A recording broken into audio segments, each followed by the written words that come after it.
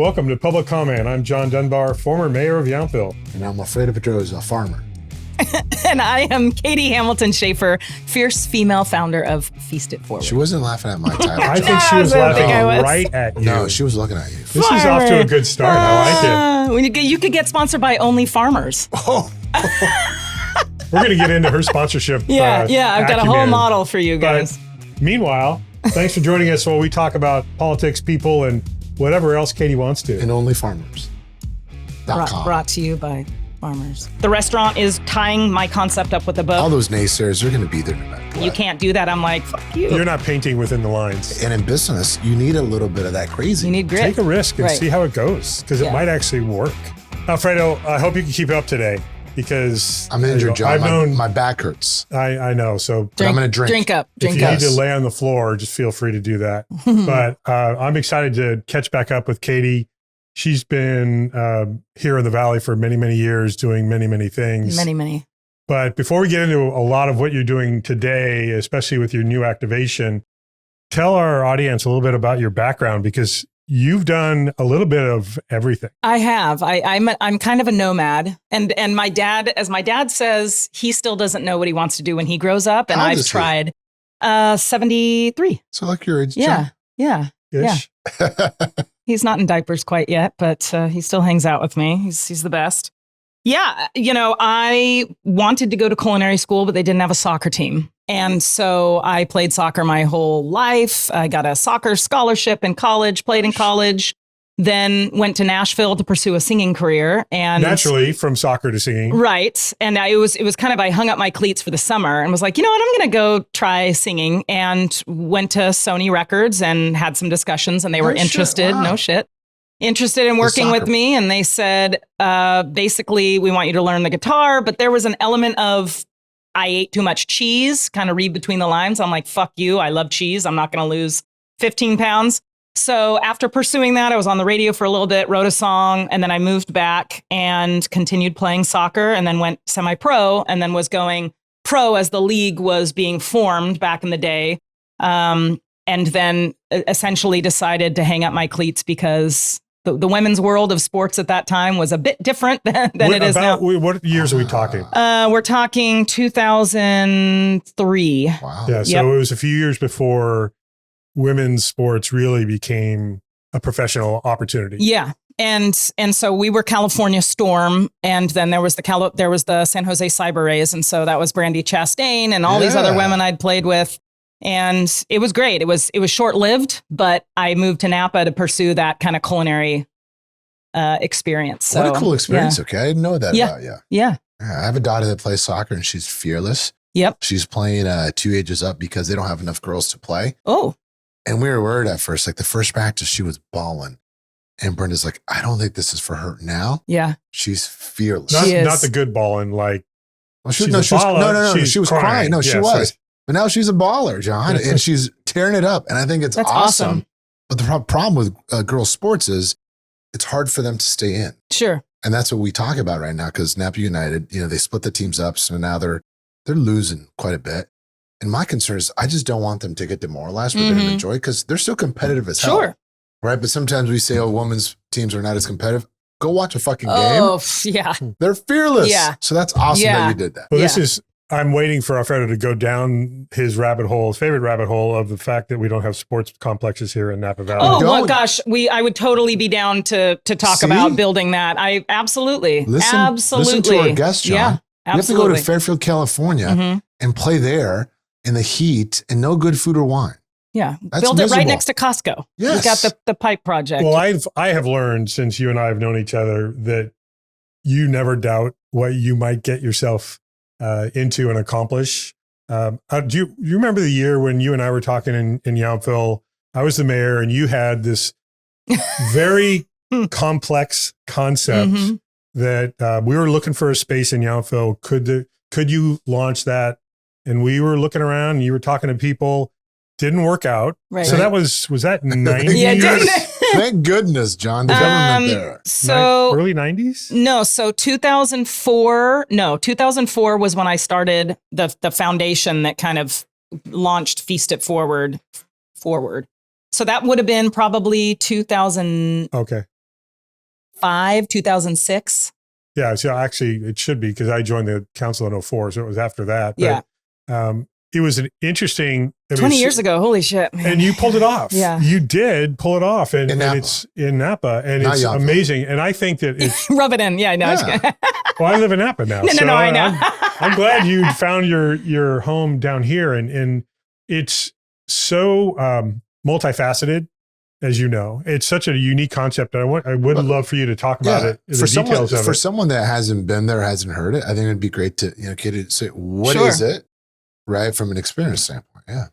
And I think I take pride in confusion because I feel like certain innovations, just like when Steve Jobs, had Apple, like people are like, wait, what? A computer? Yeah. And I think colors? Colors, digital device. Yeah. I think that when you're thinking forward, like I think and see around the corner and people are still kind of approaching the corner, I take pride in confusion. So to this day, still people are like, what the hell is she doing? Like, our current spot has been nearly closed the last year because we've been revamping and focusing on the expansion. So I have no problem with those naysayers going, oh, what is she doing? Right. But to break it down, I was in discussions with a network that had the name Food in it like 15 years ago. And it became quite apparent if I wanted to go in that direction that I wouldn't say owned, more directed.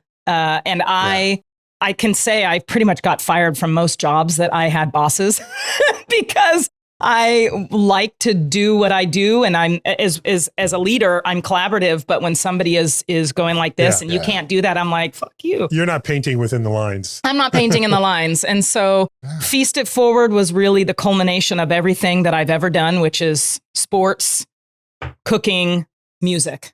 And with the charitable component, that was when I moved here. My mentor's daughter was diagnosed with a rare neurological disorder when I was working at Kuvasan. And we started the Katie's Clinic at Oakland Children's Hospital that is still there to this day that helps girls with Rett syndrome.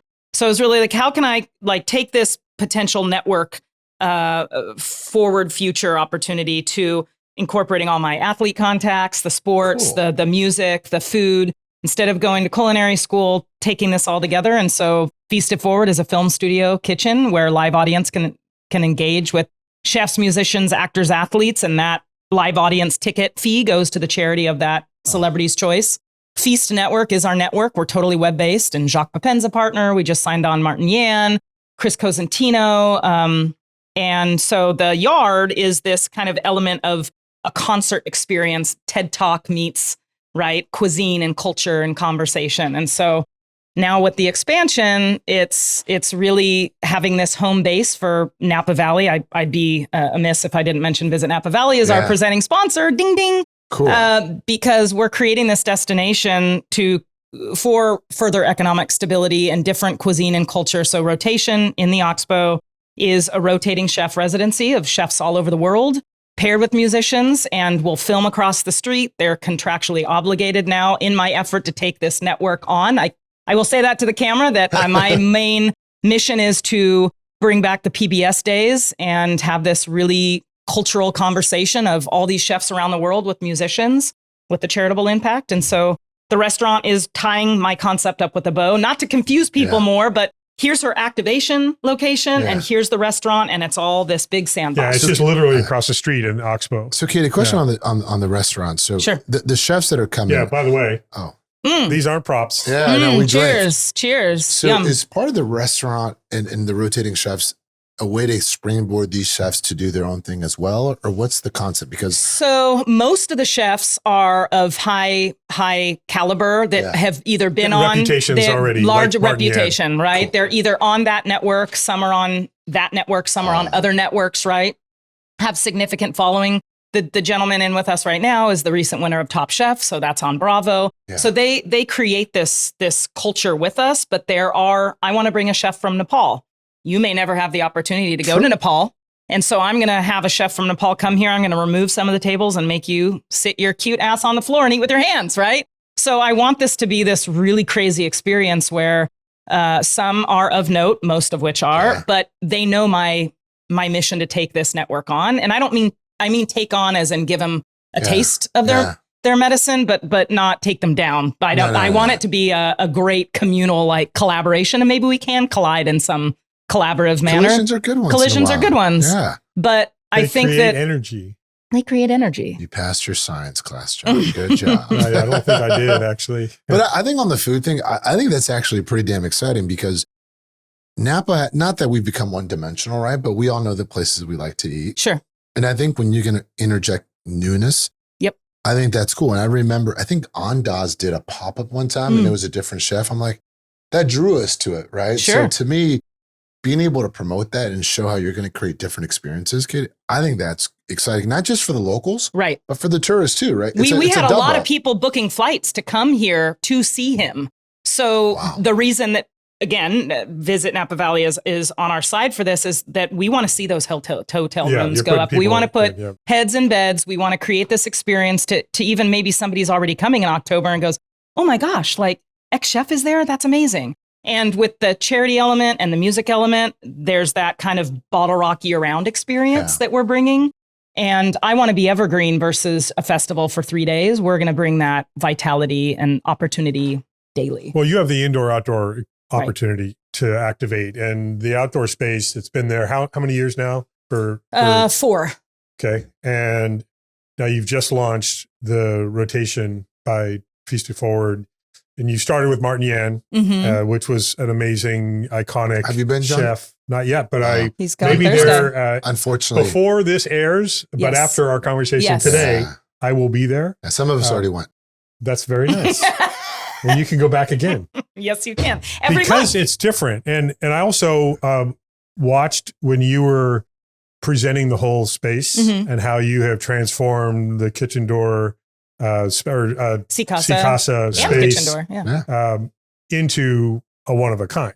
And it's because you do so much more than just seat people and have a meal. Yeah.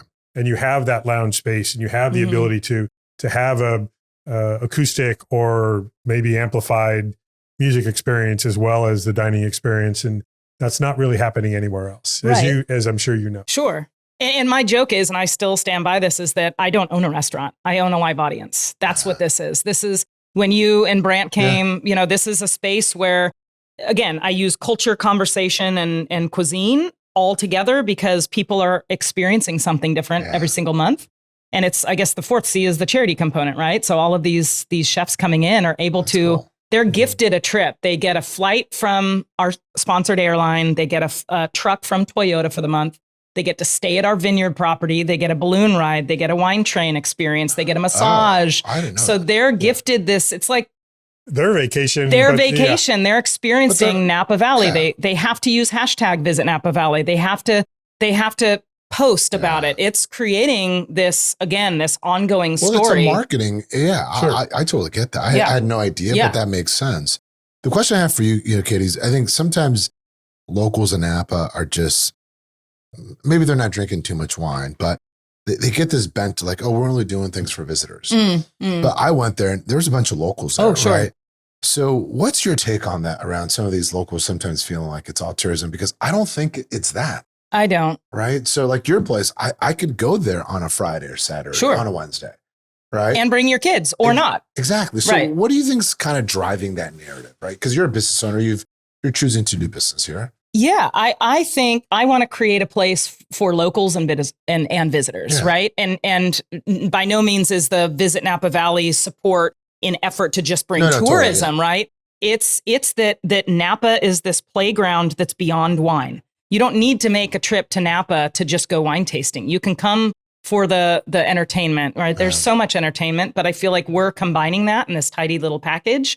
And so I have 2 young kids, just like you. And you're a kid yourself. You want to come play, right? but I can come play because I have no kids.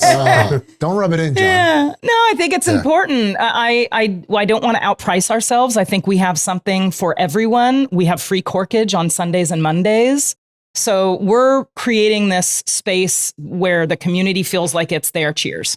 And it's going to be all across the board, different prices. It's going to be, you have a Michelin star chef coming in that might be tweaked a little bit to the winner of Top Chef that's definitely affordable to a chef that you've never heard of from Nepal that's going to be like, holy shit, this is like, what is this? And I don't want to gloss over the foundational Feast It Forward experience because it it's been amazing to me how unique it is, the business model you put together. So talk about how you have embraced and really been successful bringing corporate partners into literally every element of your businesses.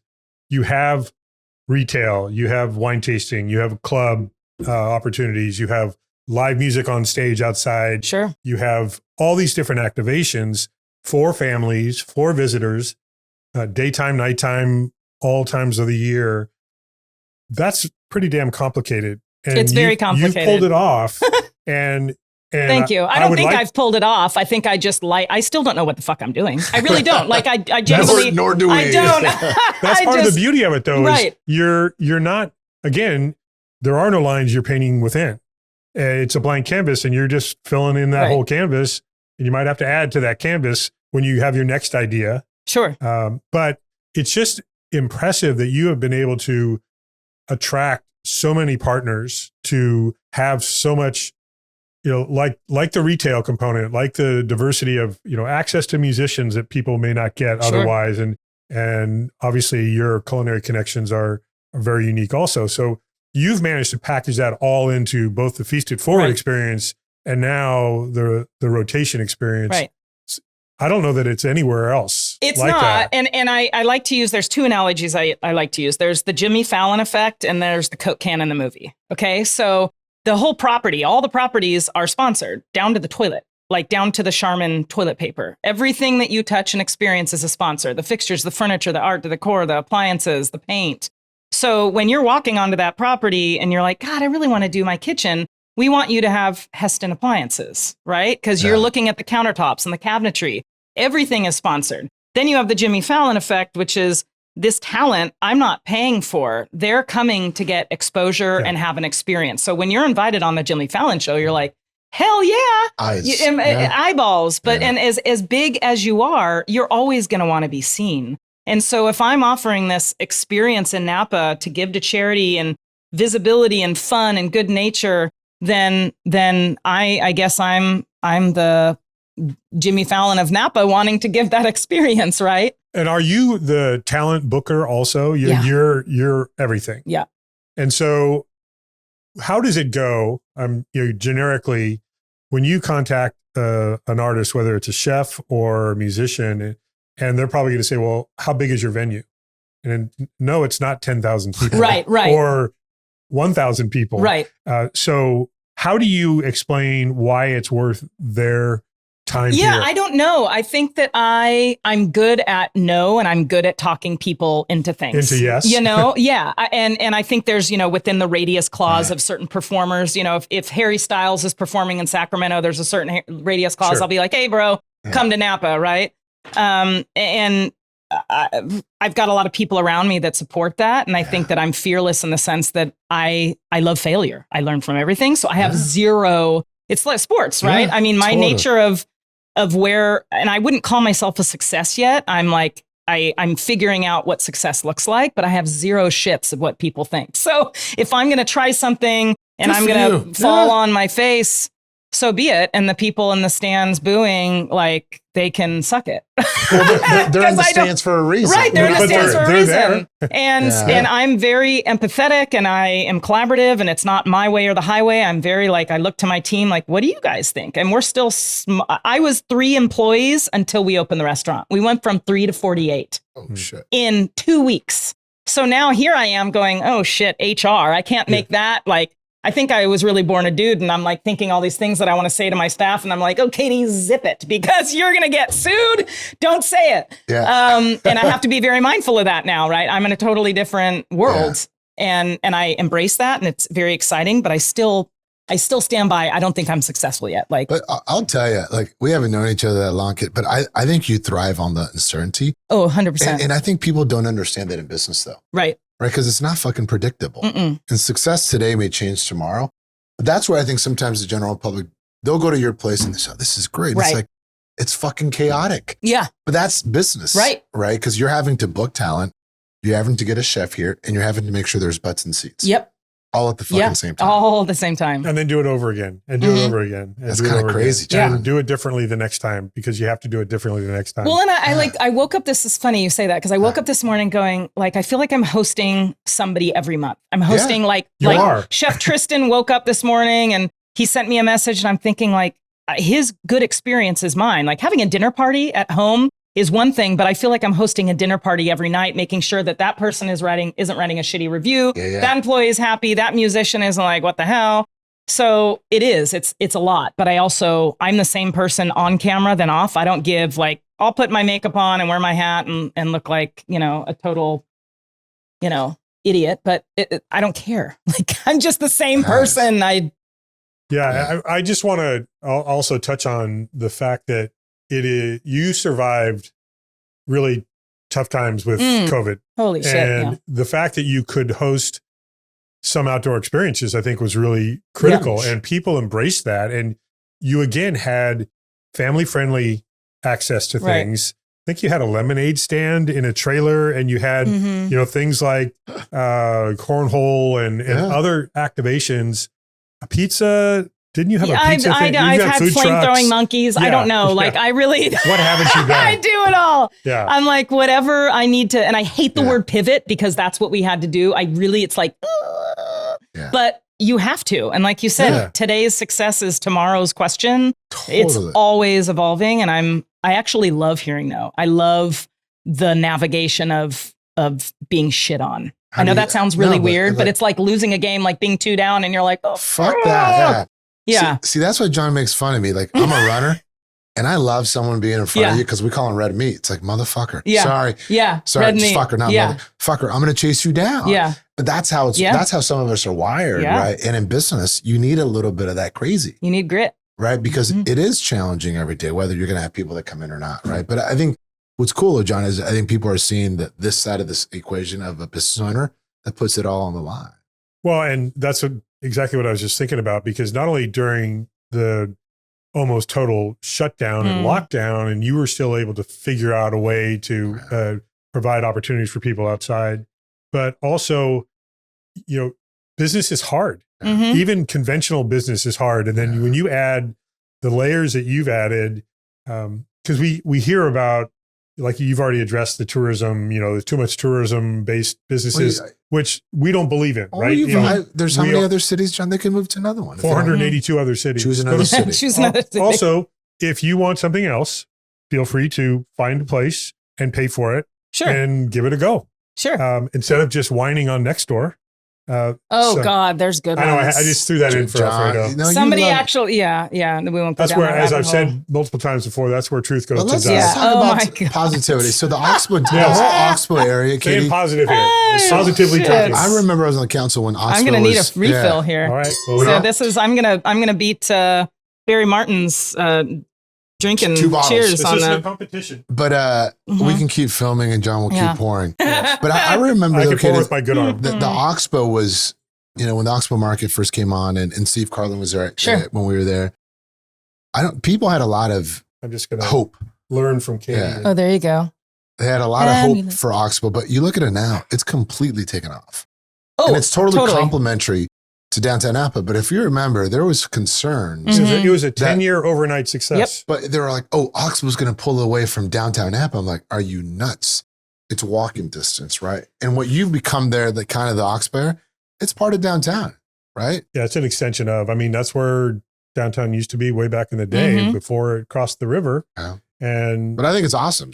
But I do still think that's a misconception that people think that there's downtown Napa and Oxbow District. And so every time, well, where are you? I'm in downtown Napa. Well, where? Oxbow.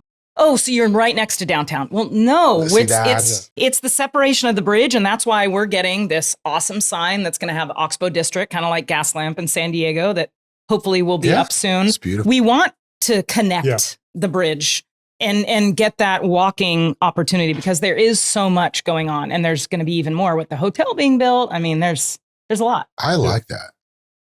Go ahead. No, I think the only thing that I've noticed with Oxbow is, and I don't know enough about the model, but it does seem that there's certain businesses that close down earlier. Is that by design? I would make something up right now, but I have no clue. Because to me, it's like you want to activate that area, right? With what you're doing and other people are doing.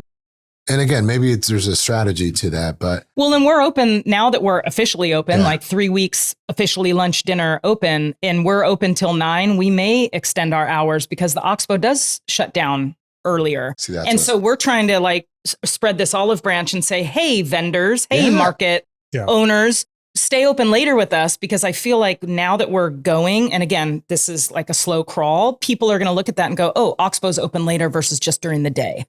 I think that's a little bit of not the stigma, but the conception of downtown is open. And then because you walk downtown and you see it vibrant, the vibrancy. I think Oxbow, with what you're doing, you're changing the game a little bit, right? Of saying there is an after I'd like life that. to it. So how do you find time? You have family. Yeah. And is there a downtime for you ever? I mean, 100%. I mean, I just got back from Visalia late yesterday because my daughter was at state championships for gymnastics. So I'm always making time. Yeah. I'm always present. Yes, am I on my phone answering some things, but I feel like I am able to divide and conquer with my husband. But also when I'm there, I'm there. I cook most nights. Opening the restaurant has been a little different, but I also I've been able to delegate. I've hired some of the best team where I'm not there every night. In fact, you're only going to see me a couple nights a week there when we're activating with talent and I'm filming and stuff. But I think that's super important. And people always ask me, like, do you sleep? I'm like, yes, I sleep. I'm like, I go to bed at 10:30. My alarm goes off at 6:45 on the dot. That's pretty reasonable. That's my John's sleep. up at 5 most days. Unfortunately. I love to sleep. But also, it's such a bold move for you to make with rotation at a time when, restaurants are struggling, the wine industry is struggling, right? And you're just embracing all of that. And travel is down internationally and even nationally. And you're like, I don't care. I'm going to still do this. And this is the flagship. I mean, the goal is to open in other cities around the country. And I already have like a roadmap for that. And so I feel like Napa is a great opportunity to kind of make this the special helm. But no, I have no problem in trying it. And I also say, I stand by, I don't own a restaurant. Like everything in that space is sponsored. The pots, the pans, the equipment, the spices, the cookware, you're walking into an advertisement. And so when people are like, oh, it's so hard to own a restaurant, I'm like, okay, it's not going to be easy. Every day is not going to be easy, but everything you're eating on and the cutlery and all the bowls, the plates came from this incredible company in India that donated everything. I would have spent $80,000 on this beautiful line. Now they're representing us. Their partner. Yeah. Their partner. And so there's very little restaurant, I don't know, that gets free product, that gets Wagyu beef, that gets free duck from Maple Leaf Farms in Indiana. And because we're this advertisement for them to create this experience. And so that's a rare bottom line. Here's your ROI. And so can you scale this? So, because you mentioned other cities, is that part of the vision? Yeah. Nashville, just Austin. Tell her no. Yeah. Just tell me no. You can't do that. Well, John. I just love and you were such a supporter and proponent back in the day, but I just loved sharing this. And I won't mention names because there are some certain people that are local that I pitched on investing in the beginning. They're like, rotation was never a part of this. Right. It was just feast it forward. Like, I'm going to take this network on. I'm going to sign on talent. I eventually want to have a recording label that brings on different elements. It was a very bold pitch. It was a bold pitch. Concept. Yeah. And I love all the people that have been like, you're crazy. You're never going to do it. I'm like, oh, dude, bring it on. I'll still take your calls now. Yeah. How far in advance are you projecting your rotations? I know you're basically talking monthly. Yep. I mean, is the word out? And there are chefs that understand, like, in 6 months, I'm going to be there in Napa. We have a year booked with 40 on the list. Wow. It's awesome. And then musicians we've slowly, also. No, not. That's just periodic.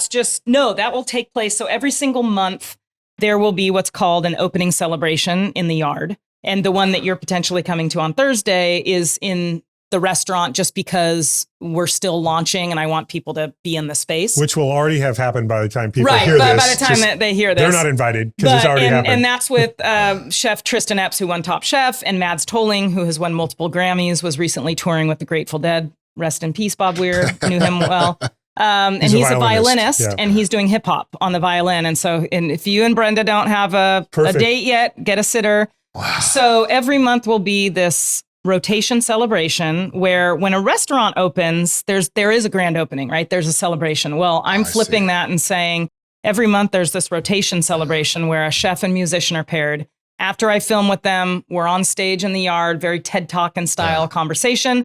And then a full concert takes place in theme with that cuisine. So every chef kind of has a lot of connections and their friends. So they're promoting it too. They're promoting it too. So are the sponsors. So are, so you're going to come get a drink and you get food and get a bite and then make a reservation across the street. So how has the response been by other business owners? Obviously, Visit Napa Valley has been a big proponent and supporter of yours. And I know that you've worked with the Napa Chamber of Commerce. Are businesses like, thank you for bringing this exciting opportunity, like you're saying, helping kind of reignite Oxbow, but also downtown and just the valley in general, because you are advertising for everybody basically. And I want people to understand that this is not about, because I do hear from a lot of people that I'm egotistical, conceited, like all these, right? We all have our things that people hear about, right? John, stop saying these things. I know, it's tough. That it's all about her. And it's like, that is so not like, if I wanted to be about me, I would have signed with the network and been like, look at me on Friday. Yay, it's all about, but I'm like, no, that's not what this is about. So I have gotten positive feedback, but I also hear a lot of chirping, but that's where you just kind of close. It's noise. They want to make noise. They want to be seen. They want to be heard. And that's fine. I see you and I hear you and I don't care. But from a business standpoint, I want to bring vitality. And I think that people are excited. I also think people are still like, what is she doing? But excites that's a good me. thing. That's a good thing. And right? it's also, it's a reminder that take a risk. If you're thinking about doing something that you really are passionate about in your own life, take a risk and see how it goes, because it might actually work.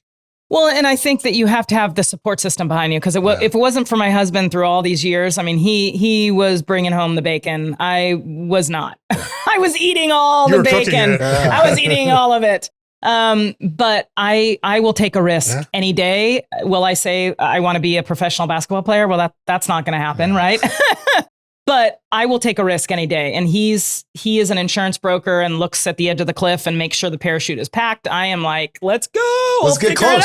Let's get close. Yeah. Let's figure it out. John, you would be the guy that's looking for the parachute. Yeah. You don't strike me as someone that would jump off the cliff, John. You are correct.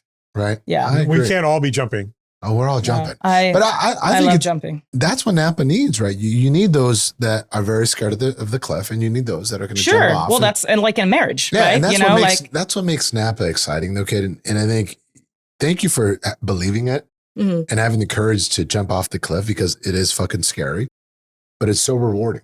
Totally rewarding. Right. And all those naysayers, they're going to be there no matter what. Yeah. They just have, in my opinion, they have nothing else to do. Right. So they're looking at your life or John's life or my life, right? Sure.